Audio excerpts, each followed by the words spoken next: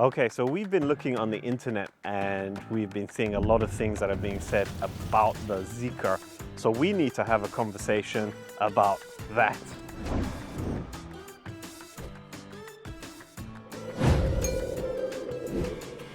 So despite the pandemic affecting the supply chain, a chip shortage and a smaller experience network, Zeekr has managed to deliver over 14,000 cars in 5 months. It has also opened 13 experience stores with plans to expand to over 300 across China by the end of this year, pandemic permitting. The Zeekr 001 will be going to Europe by the end of this year. I hear they've got lots of news planned. And this car we have here today is the twin motor long range. That means it's got a motor at the front and a motor at the rear. The battery pack is in the middle. Together, the two motors are pumping out 600 brake horsepower. Altogether, for your mountain road canyon carving, it's got 700 plus Newton meters of torque. Now, this is a family car with considerable punch. What are we talking about today? Why do we have to have this conversation?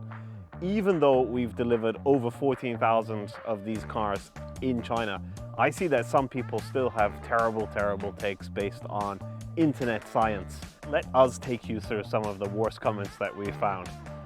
A knockoff Porsche Taycan. Of course it's Chinese.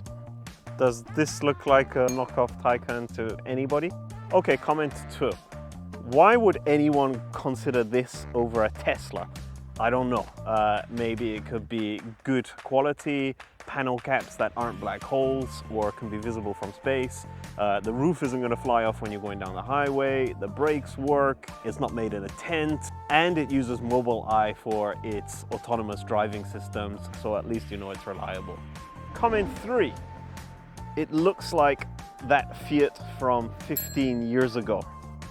Well, maybe the Fiat Coupe was super cool and iconic in the late 90s, early 2000s, and this will be iconic in the 20s. So, fair comment. I mean, this is way better looking. Number 4, Chinese Macan Audi ripoff. This doesn't look anything like an Audi or a Macan. Anything with 4 doors and 4 wheels could be an Audi to them. Comment number 4. Geely's factories are literally blood and sweat factories. Everyone will be working 12 hours a day, 6 days a week, except leaders. Well, we've been there plenty of times on different visits, so yeah, blood and sweat of the Italian and German and Swiss robots that Geely employs to make this thing. If you go to a Geely factory in the 21st century, you're going to see people who are just walking around and checking on the robots that make these things in a very clean environment. Number 6, Geely lacks originality. I see a Honda Civic, a Model 3, and a Panamera. This guy must really have a kaleidoscopic vision because he's seeing everything at once. 7, laughing my ass off. Look at this thing, it's hideous. Look at that grille and those wheels. When is it out? Not that I care. Well, you're asking a lot of questions, so obviously you care.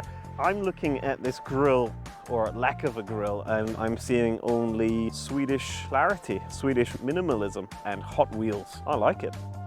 8. So how is this comparable to the Model X?